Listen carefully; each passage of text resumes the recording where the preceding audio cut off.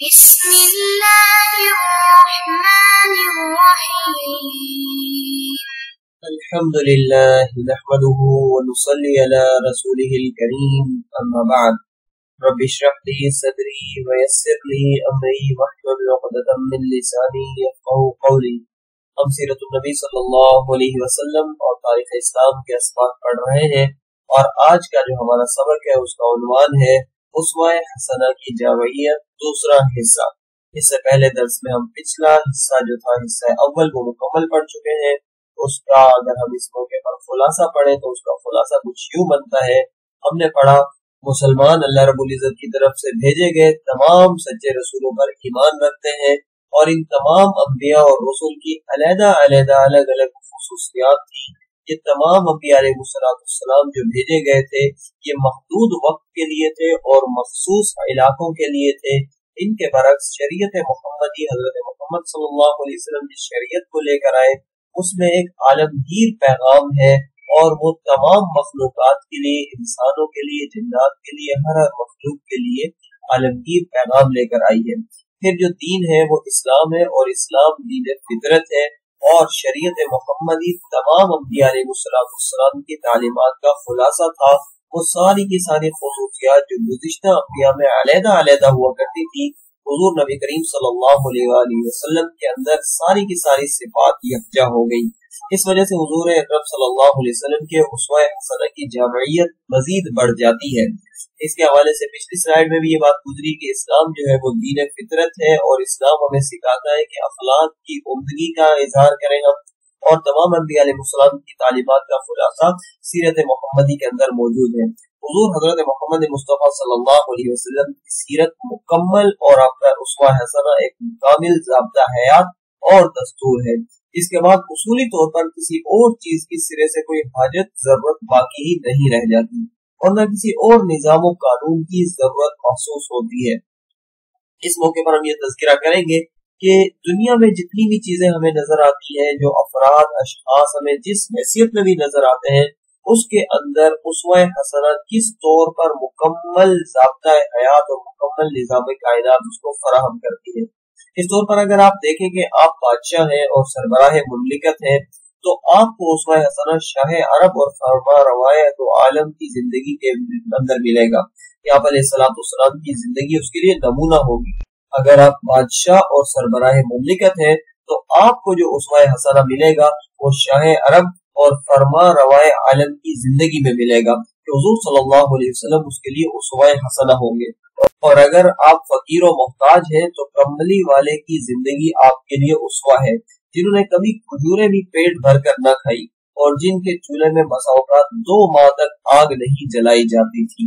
اور اگر آپ سپہ سالار اور فاتح ملک ہیں تو بدر کے اور حنین کے سپہ سالار کو دیکھیں، اور فاتح مکہ کی زندگی آپ کے لیے ایک بہترین سبق ہے، جس نے عفو و کرم کے دریا بہا دیے تھے، اور عین فتح کے وقت فرمایا تھا، جس کو قرآن مجید نے یوں تعبیر کیا، لا تثریب علیکم اليوم، یعنی آج تم پر کوئی باز پرس نہیں۔ یہ خوش آئند اعلان فرما کر حضور صلی اللہ علیہ وسلم نے تمام مجرموں کو آنے واحد میں ایک ہی وقت میں معافی کا پروانہ دیا تھا، اور سب کو حضور علیہ السلام نے بخش دیا تھا۔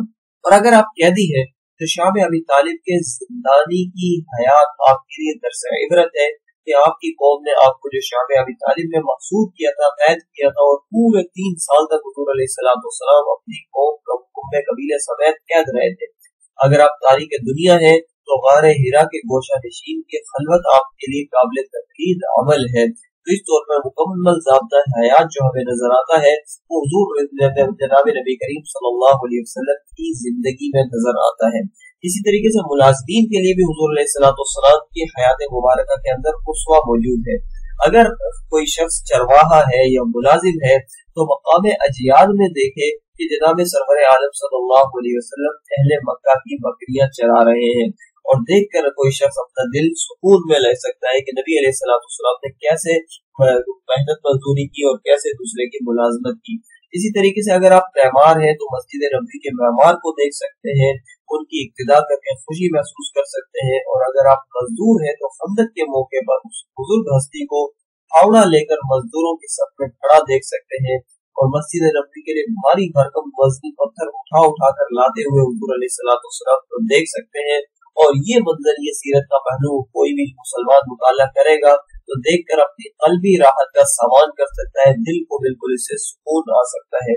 और ये सारा का सारा मामला इसीलिए पेश आ रहा है क्योंकि जनाब रसूलुल्लाह सल्लल्लाहु अलैहि वसल्लम की जिंदगी हमें मुकम्मल ज़ाब्ता हयात देती है। और अगर आप गैर शादीशुदा है तो इस 25 साल नौजवान की जिंदगी को देखो, उसकी सीरत को मुताला करो, उसकी पाकदामी और इफ़्फ़त में आप जिंदगी को देखो और उसकी पैरवी करो। और जब पैरवी करोगे तो दिल का सुरूर हासिल हो जाएगा, सुकून हासिल हो जाएगा। जिस पैगंबर ऐसा था जिसको कभी किसी बदतरीन दुश्मन ने भी दागदार नहीं किया और न कभी इसके लिए इस तरह की कोई जुर्रत कर सका। तो गैर शादीशुदा के लिए नबी करीम सल्लल्लाहु अलैहि वसल्लम का ये उसवा हसना है। और अगर आप अयालदार हैं, बीवी बच्चों वाले हैं और बहुत ज्यादा आपके घर का मामलात है तो आप नबी अलैहिस्सलाम की वो हैसियत दे सकते हैं जिसमें आप अलैहिस्सलाम मुतअद्दिद अज़वाज मुतहरात के शौहर थे। और इसके बावजूद नबी अलैहिस्सलाम ये फरमाते थे, अना खैरुकुम लिअहली, मैं अपने घर वालों के लिए सबसे बेहतर हूँ। तो जब ये देखेंगे तो हमें जज्बा इताअत पैदा हो सकता है, जज्बा इत्तिबा पैदा होगा। और इसी तरीके से यतीमों के लिए भी हुजूर अलैहिस्सलाम की हयात मुबारक के अंदर मुकम्मल उसवा है। अगर कोई शख्स यतीम है तो हजरत आमिना के लाल को यतीमाना जिंदगी बसर करते हुए देख सकते हैं और आप अलैहिस्सलाम की पैरवी और इत्तिबा कर सकते हैं कि नबी अलैहिस्सलाम का वालिद साहब पैदा होने से पहले ही नहीं थे, वालिदा जो थी 4 साल की उम्र में इंतकाल कर गई, फिर दादा जो थे वो तो 8 साल की उम्र में इंतकाल कर गए। तो यतीमों के लिए हुजूर अलैहिस्सलाम की हयात मुबारक में यूं उसवा मौजूद है।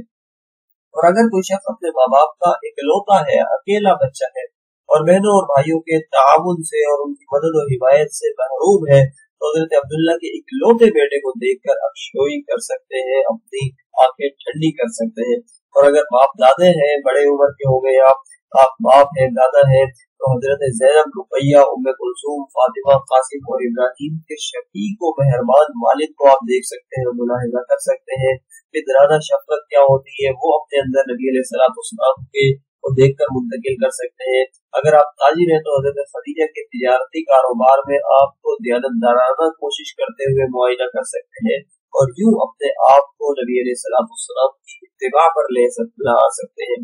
इसी तरीके से अगर आप इबादत गुजार हैं, जुकातों को जाग जाग कर इबादत करते हैं, आप शब ख़ेज़ इबादत गुजार हैं, तो उसमें हसना के मालिक के मरम ज़दा कदमों को देखें और उस वक्त जो नबी अलैहिस्सलाम के कदम मुबारक सूझ गए थे, एक तरफ ये मुलाहिजा करें और दूसरी तरफ जो नबी अलैहिस्सलाम ने फरमाया उसको भी सुने कि हुजूर अलैहिस्सलाम ने फरमाया, अफला अकून अब्दन शकूरा, कि मैं जब अल्लाह ताला ने मुझ पर इतना एहसान कर दिया है तो उसका शुक्रमंद बंदा मैं ना बनूं, शुक्रगुजार बंदा ना बनूं।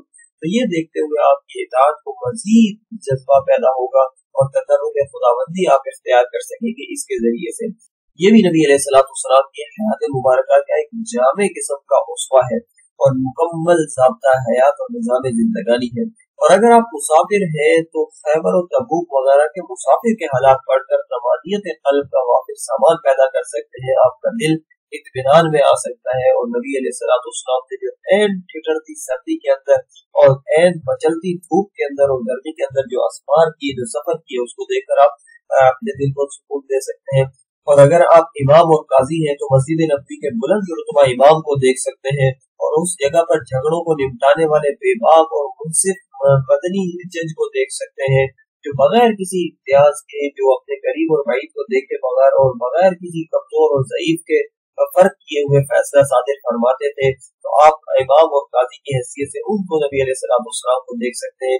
और अगर आप तो उनके खतीब है और खतीब तो आप सबसे बड़े खतीब को मिंबर पर जलवा अफरोज देख सकते हैं, नबी अलैहिस्सलाम को मौसिर और बलीग खुतबा इरशाद फरमाते हुए देख सकते हैं। और गाफिल कौम को जो नबी अलैहिस्सलाम ये फरमाया करते थे, अना नज़ीरुल उरियान, मैं वाज़ेह तौर पर डरावा देने वाला एक शख्स हूँ, वो देख इस तौर पर नबी अलैहिस्सलाम को देख सकते हैं। अलगर्ज, जिंदगी का कोई काबिल कदर और मुस्तहिक तवज्जो पहलू हो और कोई गोशा हो जिसमें जरूरत हो तो उसमें नबी करीम सल्लल्लाहु अलैहि वसल्लम की मासूम और काबिल इक्तिदा जिंदगी हमारे लिए बेहतरीन नमूना है, बेहतरीन उसवा हसन है और आला तरीन मयार हक है हमारे लिए। तो नबी करीम सल्लल्लाहु अलैहि वसल्लम की ये उसवा हसना है जो दुनिया आखिरत का अनमोल खजाना है। حضور صلی اللہ علیہ وسلم ہمارے لیے مشعل راہ ہے. اس وجود قدسی پر لاکھوں بلکہ کروڑوں مرتبہ درود و سلام جس کی ذات مبارکہ میں ہماری زندگی کے تمام پہلو سمٹ کر آ جاتے ہیں اور ہماری روح کا ہر حصہ عقیدت اخلاص کے جوش سے بھر جاتا ہے اور ہمارا یہ یقین پختہ ترین ہوتا چلا جاتا ہے کہ جہاں دنیا کے تمام خزانے لٹا کر بھی ہم ایسی تعلیمات کسی قیمت پر جمع نہیں کر سکتے تھے جو انمول خزانہ امت مسلمہ کو اپنے پیارے پیغمبر حضرت محمد مصطفیٰ صلی اللہ علیہ وسلم کے اسوہ حسنہ سے ملا اور آپ صلی اللہ علیہ وسلم کی سنت صحیحہ سے ہمیں فراہم ہو گیا ہے. قرآن کریم کے بعد ہماری تمام بیماریوں کا علاج حدیث پاک میں ہر لحاظ سے مکمل طور پر موجود ہے اور حدیث پاک کا جو حصہ ہے سیرت النبی صلی اللہ علیہ وسلم اس کا اسوہ حسنہ ہمارے لیے ہر لحاظ سے جامع اور ہماری تعلیمات سے بھرپور ہے. تو یہاں جا کر الحمدللہ ہماری یہ درس مکمل ہو جاتا ہے. ہم اپنے اس درس کا حوالہ بتا دیتے ہیں کہ ہمارا یہ درس مولانا سرفراز خان صفدر صاحب کے مضمون سے ماخوذ ہے جو سن 2005 میں ماہانہ دارالعلوم میں شائع ہوا تھا. اب یہاں جا کر ہم اپنی عادت اور معمول کے مطابق اپنے درس کا خلاصہ پڑھیں گے کہ آج کے سبق کے اندر ہم نے کیا پڑھا. ہمارے آج کے درس کا عنوان تھا اسوہ حسنہ کی جامعیت حصہ دوم. اس کے اندر ہم نے پڑھا کہ سیرت محمدی ایک جامع اسوہ ہے. پھر ہم نے جانا کہ دنیا میں نظر آنے والے ہر شخص کے ہر پہلو سے اسوہ حسنہ جناب نبی کریم صلی اللہ علیہ وسلم کی مبارک سیرت کے اندر موجود ہے. پھر ہم نے کچھ حیثیتیں بھی گنوائی جس میں بادشاہ، سپہ سالار، قیدی، ملازم، شادی شدہ، بال بچے والے، والدین، اکلوتے وغیرہ اور ہم نے بتایا کہ ان سب کے لیے مکمل اسوہ حسنہ جناب نبی کریم صلی اللہ علیہ وسلم کی حیات مبارکہ کے اندر ہے. اور آخر میں ہم نے یہ پڑھا کہ دنیا و آخرت کا انمول خزانہ سیرت محمدی اور اسوہ محمدی ہے. یہاں جا کر الحمدللہ ہمارا یہ درس اور درس کا خلاصہ مکمل ہو جاتا ہے. جزاکم اللہ خیر. اگلے کسی درس تک کے لیے اجازت دیجیے. سبحانک اللہم و بحمدک واشہد ان لا الہ الا اللہ وحدہ لا شریک لہ واشہد ان محمدا عبدہ ورسولہ. السلام علیکم ورحمۃ اللہ وبرکاتہ.